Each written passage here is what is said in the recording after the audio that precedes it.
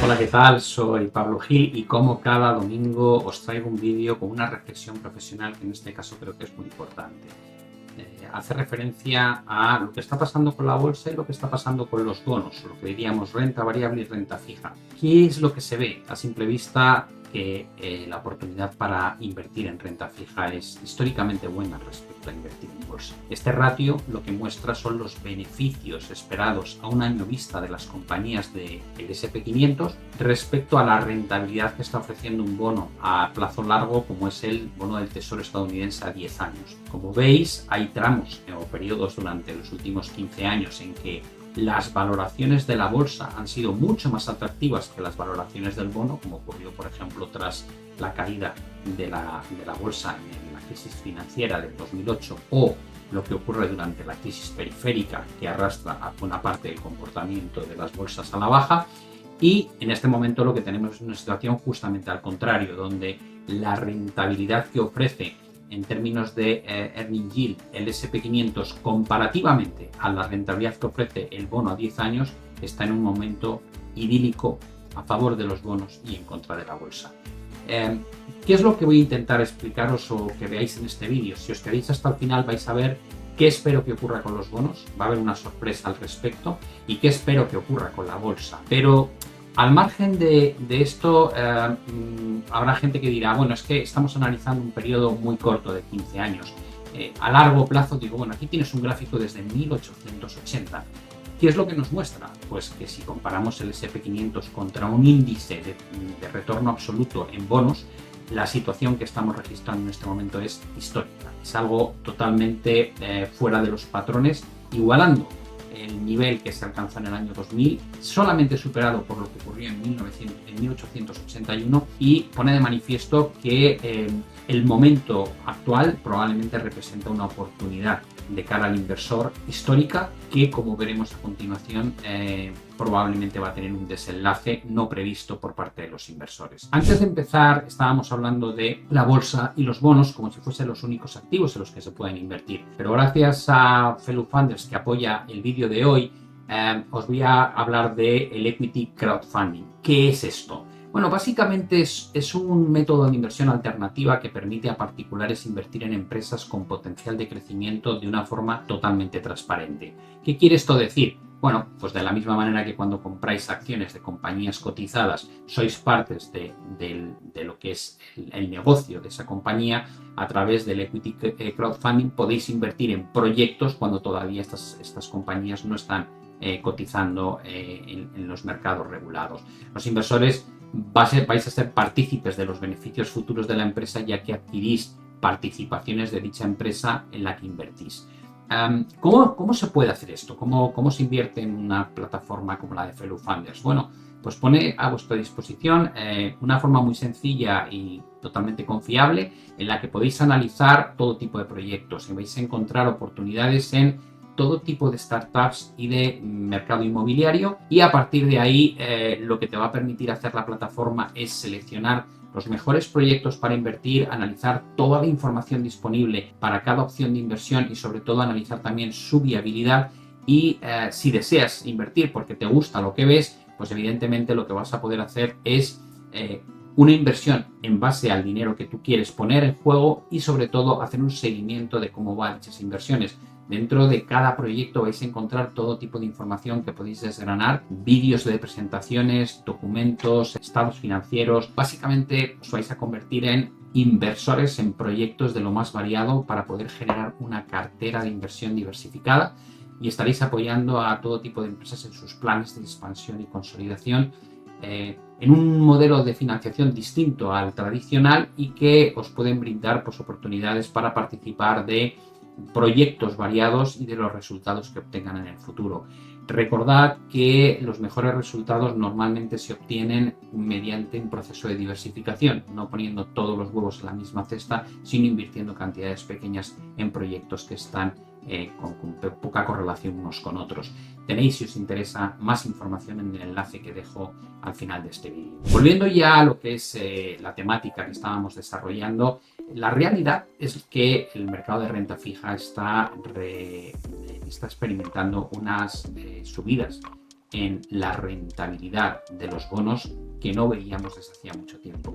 En la tabla que tenéis delante podéis ver cómo cotizan los bonos a distintos plazos, desde el 2 años hasta el 30 años en varios de los países europeos y también en Estados Unidos. Como veis, estamos hablando de rentabilidades que rondan el 4% en muchos casos. Y es algo que cuando lo ponemos en contexto, y aquí tenéis un índice de Bloomberg que agrega de forma generalizada el retorno total sobre un conjunto muy abierto de bonos, tanto soberanos como corporativos hipotecarios. Y como veis, la rentabilidad que están ofreciendo, si la ponemos en contexto histórico, se asemeja a lo que teníamos en el año 2008. Hemos tenido que esperar prácticamente unos 15 años para obtener rentabilidades en el mercado de renta fija tan altas como las que tuvimos en aquel momento. ¿Qué es lo más interesante del tema? Que probablemente incluso lo que vamos a tener son movimientos hacia niveles más altos en términos de rentabilidad. Todavía se puede poner más tentador este tipo de inversiones. ¿Por qué? En base a que creo que podemos hablar de mayores niveles de coste de financiación por parte de los bonos. Bueno, mirad las estructuras. Creo que aquí el análisis técnico ayuda bastante. Todavía no tenemos el catalizador, pero la estructura aparece de continuación. En este caso estamos analizando el bono a 10 años en España. Y como veis, desde que se completó este doble suelo enorme aquí abajo y la proyección se cumplió con creces, hemos tenido un periodo de consolidación durante todo 2023 que denota una secuencia de mínimos crecientes y de máximos prácticamente planos, en lo que sería una estructura triangular. Todo parece indicar que a medida que el Banco Central Europeo reduce su balance y por tanto compra menos bonos en el mercado, la probabilidad de que acabe rompiéndose este techo y veamos proyecciones hacia cotas de 4,88 en el bono español 10 años es una probabilidad cada vez más elevada. Por tanto, el coste de financiación para España se incrementaría en aproximadamente otros 100 puntos básicos o un 1%. Si nos vamos al caso de Italia, aquí es un gráfico mensual y no semanal. Como veis, se ha superado una zona pivote muy interesante y lo que ha hecho durante todo este año el bono italiano es entrar en una fase de consolidación lateral tipo triangular. Las formaciones triangulares suelen ser estructuras de continuación de tendencia, por lo que da la sensación de que en principio lo que estaría pasando es que tan pronto se rompa este triángulo tendríamos una proyección equivalente al ancho de la base del triángulo que nos podría llevar a niveles del entorno de 5,67% en el bono italiano. De nuevo, casi una proyección de 100 puntos básicos adicionales a los niveles que tenemos actualmente en mercado, y en este caso incluso un poco más de 100 puntos básicos. Por el lado del bono alemán he querido poner un gráfico con una perspectiva aún más alejada y tenéis ese bono alemán desde el año 1980 y lo primero que salta a la vista es que se ha roto una estructura bajista donde teníamos concatenados muchos máximos descendentes, muchos mínimos descendentes en lo que parecía una cuña, y la ruptura ha sido muy obvia, muy clara, y actualmente lo que se está desarrollando en el corto plazo no deja de ser el mismo tipo de patrón de mínimos crecientes, máximos planos. Si se llegase a romper la cota de 2,75, probablemente vamos a ver ataques hacia 100 puntos básicos más altos, hacia 3,70, y el siguiente techo gordo aparecería en el entorno de 4,65. En cualquier caso, sí da la sensación de que hemos roto la estructura bajista y que probablemente vamos a tener que lidiar con unos niveles de rentabilidad o coste de financiación a largo plazo en Alemania más altos de los que estábamos acostumbrados a vivir durante los últimos años. Por el lado del bono estadounidense, en Estados Unidos vemos otra realidad similar. Un canal descendente desde los años 80 que se ha roto. La proyección de este canal descendente nos llevaría probablemente a atacar niveles más cercanos al 5,30%, y en este momento estamos pendientes de ver qué ocurre con esa cota de máximos en el entorno de 4,33. Si se rompiese ese techo, probablemente se va a abrir una expectativa de subidas adicionales en el coste de financiación a largo plazo, y la única forma de revertir esta estructura que apunta hacia rentabilidades cada vez más elevadas por parte de la renta fija sería romper 3,25 a la baja.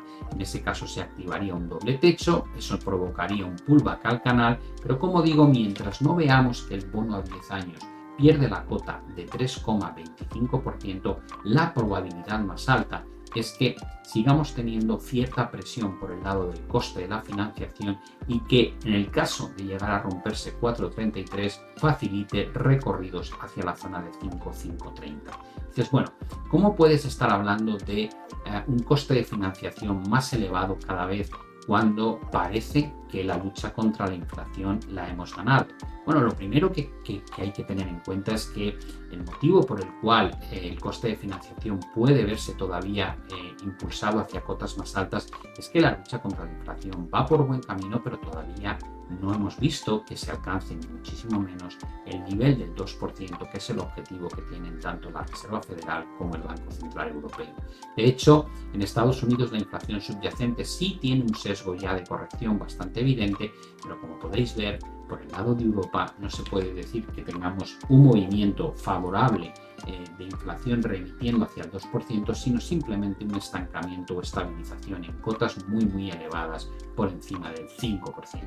Esto quiere decir que probablemente los bancos centrales no van a poder frenar en su proceso de aplicar políticas monetarias restrictivas, y si tenemos eso en cuenta, la probabilidad de que un escenario donde el mercado ya descontaba rápidamente bajadas de tipos al principio, si os acordáis, se aplicaban esas bajadas de tipos para finales de este año. Todo el mundo decía que pasado el verano veríamos cómo la Reserva Federal empezaba a bajar las tasas de interés.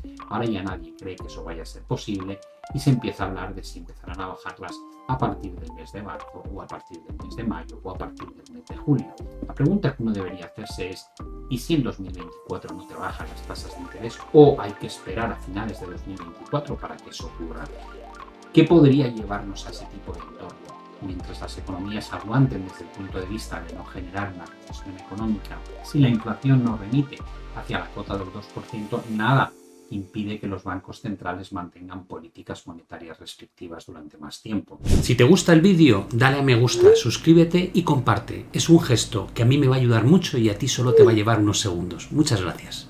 Veamos hasta qué punto lo que hemos tenido a lo largo de 2009-2022 es anómalo. Yo entiendo que muchos inversores llevan a lo mejor 10 años, se consideran inversores que tienen gran experiencia, pero están viendo solamente una parte del pastel muy pequeña.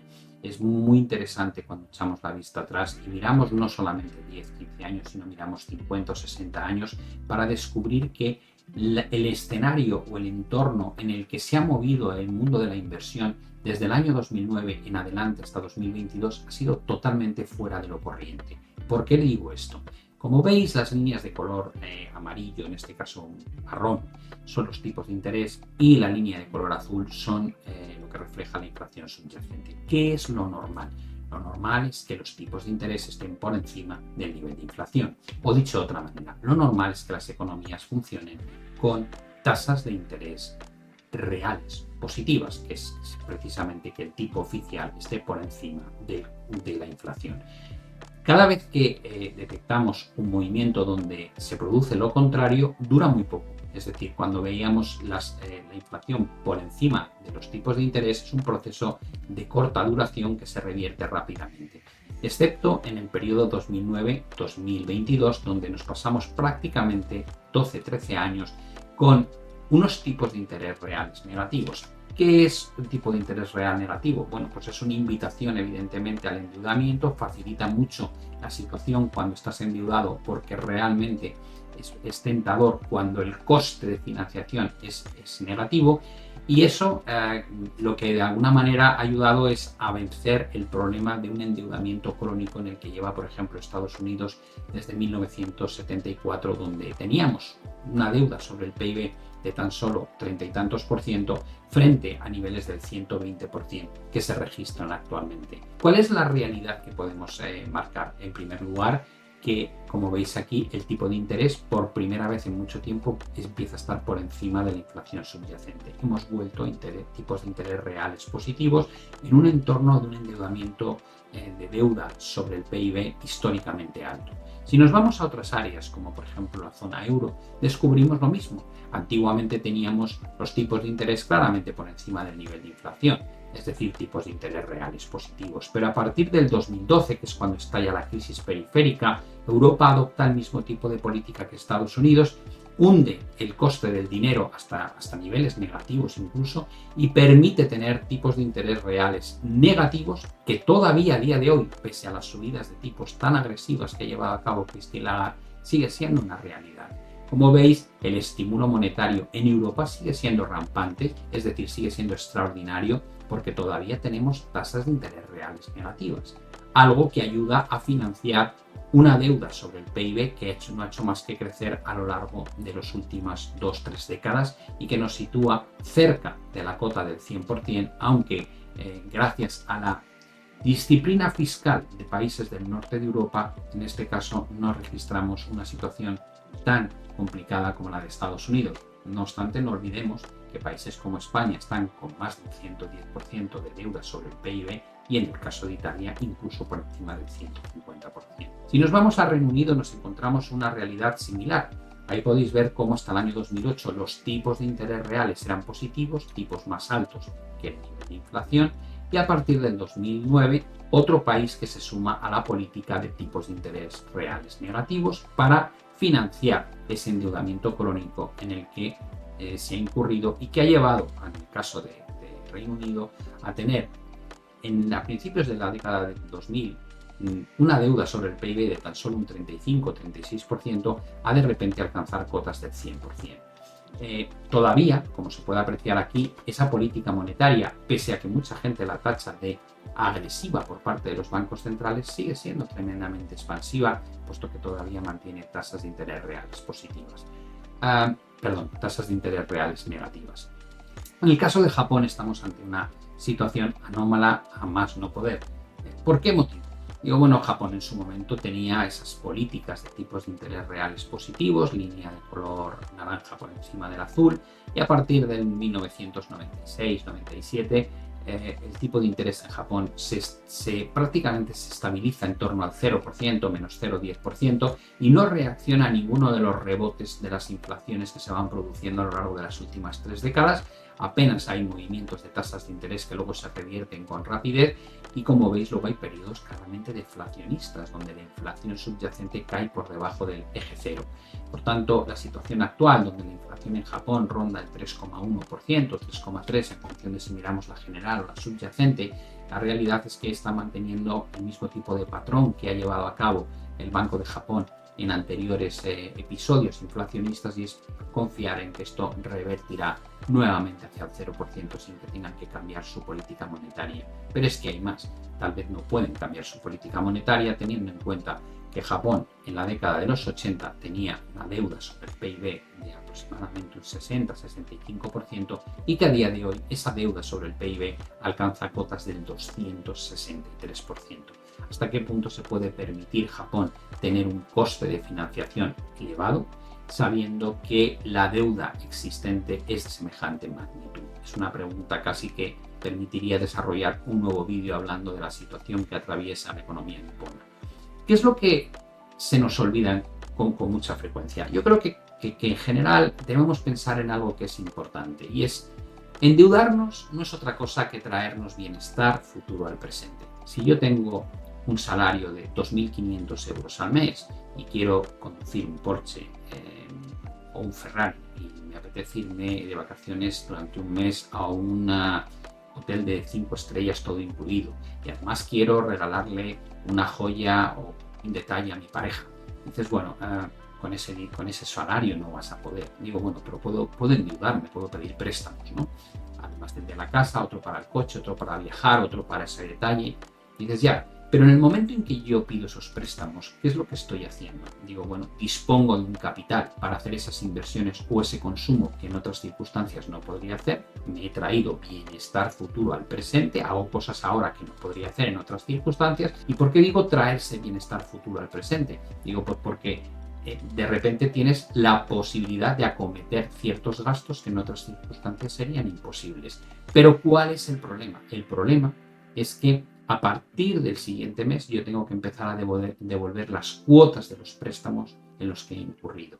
¿Eso qué quiere decir? Que una parte de mi salario, de esos 2.500 euros, va a estar destinada al pago o a la devolución del capital y los intereses de esos 3 préstamos. Va a haber menos renta disponible que podré utilizar en el futuro para hacer gastos, porque ya he comprometido parte de mi salario a la devolución de esa deuda. Por tanto, hoy dispongo de mayor capacidad de gasto, pero en detrimento de gasto futuro, o dicho de otra manera, de crecimiento futuro, porque cuando hablamos en términos económicos, ese endeudamiento que estáis viendo y que es totalmente espectacular, está hablando de más de 300 trillones estadounidenses, ¿de acuerdo? Millones europeos, de deuda agregada en el mundo, que representa ni más ni menos que más de un 350% del PIB total, es decir, debemos más de 3,5 veces lo que vale la economía global. Este gráfico del Fondo Monetario Internacional, igual que el de aquí arriba, está actualizado solamente hasta 2020 y desde ese punto de vista, como veis,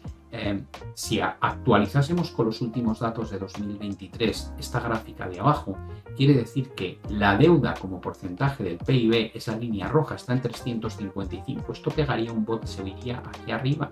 Entonces, ¿cómo puede haber subido tan rápidamente desde el año 2020? Digo, bueno, pues porque se nos fue un poco la cabeza con el tema del COVID y decidimos que podíamos crear tanto dinero como hiciese falta de la nada, endeudarnos como si no hubiese un mañana, con tal de que los ciudadanos y las empresas no sufriesen una de las peores recesiones que se recuerda del último siglo. De esa manera, hemos creado una demanda ficticia, hemos generado unas tasas de ahorro regalando ese dinero a ciudadanos y compañías y ahora hemos empezado a pagar el precio, que es la inflación que hemos desatado por esas políticas ultra expansivas. Como veis, la primera parte de color azul, tanto en clarito como en oscuro, aparece la deuda de entidades no financieras, es decir, la deuda de las compañías, de las empresas, en azul oscuro la deuda de los ciudadanos, o entendido como la deuda de los hogares, y en naranja estaría la deuda pública en la que han incurrido los gobiernos.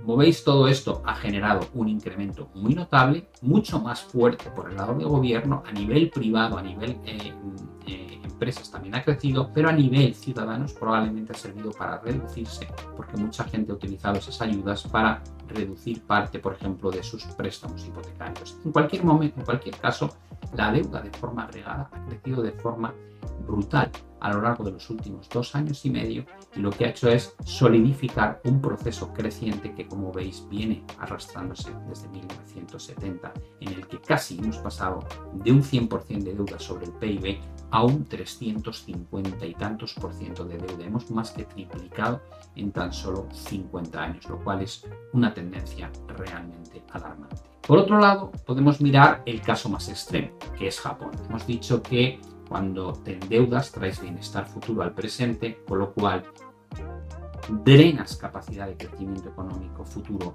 cuanto más te endeudas. Se puede hacer la comprobación fácilmente. Mirad esto. Aquí arriba tenéis en Japón el PIB mostrado como tasa de crecimiento anual. Hay momentos en que el crecimiento de Japón se sitúa en zonas del 3%, incluso picos por encima del 5%, pero también hay periodos en los que hay decrecimiento económico, puesto que la tasa de crecimiento anual es negativa. Si sumásemos las partes positivas y las negativas, al final lo que descubrimos es que se netean. Y eso se ve en la evolución del tamaño de la economía japonesa. Como veis aquí, no ha cambiado desde el año 1993. Es decir, Japón lleva sin crecer prácticamente 30 años. Entonces, bueno, ¿qué es lo que ha hecho Japón para no crecer? Endeudarse. ¿Hasta qué punto se ha endeudado? En 1992 la deuda sobre el PIB en Japón rondaba el 60-65% y a día de hoy, como decíamos antes, es de 263%. Japón está trayendo bienestar futuro al presente y a cambio lo que está hipotecando su crecimiento futuro porque es inexistente. Si nos fuésemos a Estados Unidos y viésemos esa misma dinámica, este gráfico de Lance Roberts de Real Investment Advice creo que es magnífico para explicar qué ocurre cuando el crecimiento económico, línea de color gris, y el crecimiento de la deuda, línea de color naranja, empieza a abandonar ese 100% y se dispara, como veis, hacia cotas mucho más altas. Es decir, ¿qué pasa cuando cada vez necesitamos mayor cantidad de dosis de deuda para generar una dosis de crecimiento? Y después que la tasa de crecimiento medida como el Annual Change in GDP, es decir, la tasa anual de crecimiento del PIB, comienza a mostrar una tendencia estructural a la baja. Si os fijáis, la línea azul con sus vaivenes a lo largo de los últimos 80 años mostraba una tendencia al alza, mientras que ahora muestra una tendencia a la baja. Y ese punto de inflexión coincide cuando comienza a generarse un endeudamiento muy superior al crecimiento económico. Por tanto, sintetizando este gráfico también por parte de Lance Roberts, nos encontraríamos con este tipo de gráficas. La tendencia en negro es a tasa de crecimiento del PIB, mientras que la tendencia en rojo es al endeudamiento. ¿Quién genera estos datos? Bueno, hasta la fecha de 2023 son datos que conocemos porque están ahí. Sabemos cuál es el nivel de deuda y cuál ha sido anteriormente, y también sabemos cuál es el nivel de crecimiento porque son datos macro que se han ido publicando durante las últimas décadas. La parte con fondo azul son previsiones. Y dices, vale, pero no hay que ser tan negativo. Ya, pero es que estas previsiones las ha preparado el CBO, el Conference Board Office, es decir, una institución que precisamente dota de información muy valiosa a entidades como la Reserva Federal y los distintos gobiernos. Por tanto, es información pública que tiende a ser, dejadme que os aclare esto, excesivamente positivos. No suelen pecar de ser negativos con su visión a medio y largo plazo, sino todo lo contrario. De hecho, si os fijáis en la previsión que hacen de crecimiento económico para los próximos 10 años, no plantean en ningún caso que haya una recesión económica.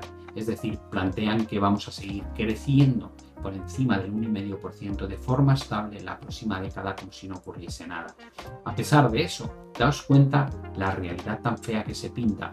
¿Hasta qué punto va a poder crecer la deuda respecto al PIB? Según ellos, para 2033 o 2035, Estados Unidos ya tendrá una deuda sobre el PIB del 170% y el crecimiento no habrá mejorado. Según ellos, se mantendrá estable. Viendo la tendencia, según yo, es probable que tienda a rotar hacia la cota de tan solo un 1%, demostrando la tesis de que cuanto más te endeudas, menor crecimiento potencial tienes en el futuro. Si nos vamos a qué va a pasar con la bolsa, hemos hablado de que los bonos es probable que todavía experimenten un aumento en la rentabilidad, es decir, caídas en precios, subidas en rentabilidad debido a esa lucha todavía pendiente por parte de los bancos centrales contra la inflación subyacente. Ahora vamos a ver qué va a pasar con la bolsa. Mucha gente dice, esta vez es diferente. ¿Por qué? Dices, bueno, porque en las circunstancias que hay, el nivel de liquidez en el sistema, la cantidad de ahorro, bueno, cada uno se inventa la historia y se la pinta como quiere para pensar que no va a ocurrir lo que ha ocurrido a lo largo de los últimos 80 años. ¿Qué es lo que ha ocurrido? En este gráfico, mirad lo que hay. Tenemos aquí debajo la línea de color naranja o rosa, es el tipo de interés oficial en Estados Unidos. La línea de color morado es el tipo de interés o rentabilidad del bono a 10 años, es decir, tipos a corto plazo, tipos a largo plazo. Si los tipos a corto plazo están por encima de los tipos a largo plazo, quiere decir que la curva está invertida. El año está más alto que el 10 años, o en 2 años más alto que el 10 años, o en 3 meses más alto que el 10 años. Y esas inversiones de curva, como veis aquí, cada vez que la línea de color rosita ha estado por encima de la morada, la curva está invertida y tarde o temprano se genera esa columna de color gris, que es una recesión económica, tasas de crecimiento negativas. Y dices, vale, aquí tengo la columna, aquí se vuelve a producir ese periodo donde el tipo de corto plazo está muy por encima del tipo a largo, y eso ocurre durante la recesión económica, empieza un poco antes y luego durante la recesión. Lo mismo ocurre en la década de los 80, pasa también en la década de los 90 y aparece la columna gris, pasa en el año 2000, 2001 y aparece luego la columna gris, pasa en el año 2008 y aparece la columna gris, en este caso muy ancha porque la recesión tras la crisis financiera fue muy severa, pasa muy brevemente justo antes del COVID y actualmente tenemos una línea de color naranja o rosa respecto a la morada, claramente por encima, pero el consenso de mercado es que no va a haber recesión económica.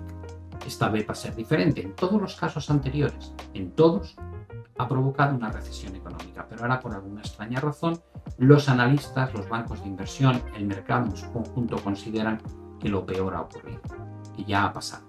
Y dices, vale, ¿Cuál es la segunda lectura? La segunda lectura es que cuando se producen las columnas de color gris, que son recesiones, el comportamiento de la bolsa no es bueno. A veces las correcciones son de un 35, de un 57, de un 50%, de un 21, un 28, un 50, un 37, un 30. ¿De qué depende que la corrección sea mayor o menor? En parte de cómo de cara está el mercado, cuánto tiempo lleva sin haber subido o habiendo subido, es decir, las circunstancias previas a la corrección determinan en buena manera hasta qué punto esa corrección es más profunda o menos profunda, y también evidentemente si conlleva pues crisis de otro tipo que afectan a otros activos. Si hiciésemos un ejercicio adicional donde simplemente quiero mostrar no solo la caída en términos porcentuales que refleja la bolsa, sino algo más interesante. Este gráfico lo que nos muestra es los datos anteriores en términos reales. ¿Qué quiere eso decir? Que al retorno de la bolsa le resto la inflación, y al retorno de los bonos le resto la inflación, y al retorno de los tipos de interés le resto la inflación. Es decir, de repente las métricas que antes estábamos viendo en términos nominales, ahora las estamos viendo en términos reales. Y dices, vale, aquí tengo el SP500, y dices, ¿cuánto se tarda en recuperar los máximos de la década de los 60? Digo, 30 años. En términos reales, 30 años. Es decir, en términos reales te pasas 30 años sin que realmente estés ganando dinero, porque lo que revalorizas tu inversión de la renta variable es simplemente lo que estás perdiendo por el lado del incremento del precio del coste del dinero o la inflación. Por tanto, tardas 30 años en empezar a ganar dinero como tal. O desde el año 2000 hasta 2017 tardas 17 años en términos reales en que tu inversión realmente te aporte más de lo que sube la inflación, el precio de los bienes y servicios. También vemos muy fácilmente qué parte de la historia muestra tipos de interés reales negativos y tipos de interés reales positivos. Esta rentabilidad durante los años 80 y 90 fue muy buena, es decir, tener bonos durante este periodo en términos reales fue mucho más rentable que tener bolsa, porque daban rentabilidades muy altas, mientras que la otra inversión apenas te estaba aportando nada, simplemente se comía la revalorización bursátil, la inflación tan elevada que registrábamos en aquellas épocas. ¿Cuál es la conclusión que uno extrae de todo esto que acabamos de ver? En primer lugar, la lucha contra la inflación va por buen camino, pero es muy pronto para cantar victoria. Especialmente en Europa, la inflación subyacente apenas ha comenzado a bajar, y en Estados Unidos, aunque está bajando, está muy lejos todavía de llegar a esos niveles del 2%. Eso quiere decir que el trabajo de políticas monetarias restrictivas probablemente va a seguir con nosotros. En ningún caso hemos hablado de que, además de las subidas de tasas de interés, los bancos centrales están drenando liquidez del sistema y están dejando que venzan los bonos en su cartera, lo cual es una medida de política monetaria restrictiva adicional que complica aún más las cosas. Cada vez que se han llevado a cabo estos procesos de subidas de tasas de interés y retirada de liquidez del sistema, la economía, como hemos visto antes, ha entrado en recesión. Y cada vez que ha pasado esto, hemos visto un mal comportamiento de los activos de riesgo. Máximo si tenemos en cuenta que el nivel de endeudamiento de gobiernos y empresas a día de hoy es mucho más elevado que aquellos que estábamos analizando en la década de los 70, 60, 80. Es decir, la situación está mucho más tensa desde el punto de vista del endeudamiento y estamos viendo una de las subidas de tasas de interés más severas que se han llevado a cabo a lo largo de las últimas décadas, combinada con un programa de Quantitative Tightening o QT que va a complicar aún más las cosas. Durante las recesiones, como hemos visto, la bolsa no lo hace bien. Podríamos decir que la bolsa lo hace mucho peor que los bonos. Por tanto, esto nos lleva a la conclusión final. Estamos en un entorno donde la renta fija empieza a ofrecer unas rentabilidades muy tentadoras. Es probable que todavía alcancemos cotas más altas. Hemos visto esas estructuras en los bonos que apuntan a que si se rompen los techos probablemente van a provocar un movimiento hacia rentabilidades aún superiores. Podríamos estar moviéndonos en el entorno del 5%, algo que no veíamos desde hacía muchos años.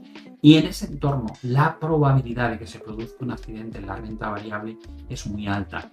Nadie sabe lo que va a ocurrir, nadie tiene esa bola de cristal que nos encantaría a los inversores, pero sí tenemos la historia para analizarla y para extraer conclusiones.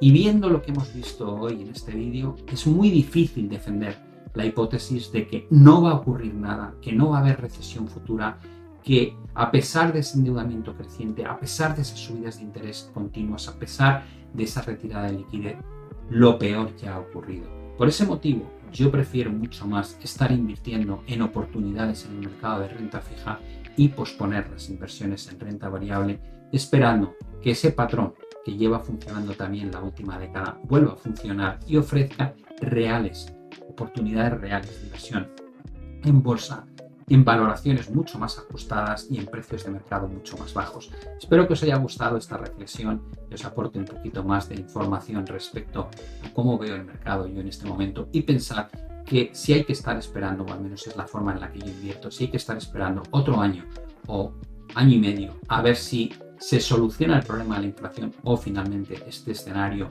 catastrofista desde el punto de vista de los activos de riesgo se plasma en una realidad, no tengo ningún problema en hacerlo, porque hay otras oportunidades de inversión mucho más tentadoras por valoración que comprar la bolsa a estos niveles. Espero que os haya gustado. Suerte a todos con vuestras inversiones y disfrutad de los meses de verano. Un saludo y hasta la vista.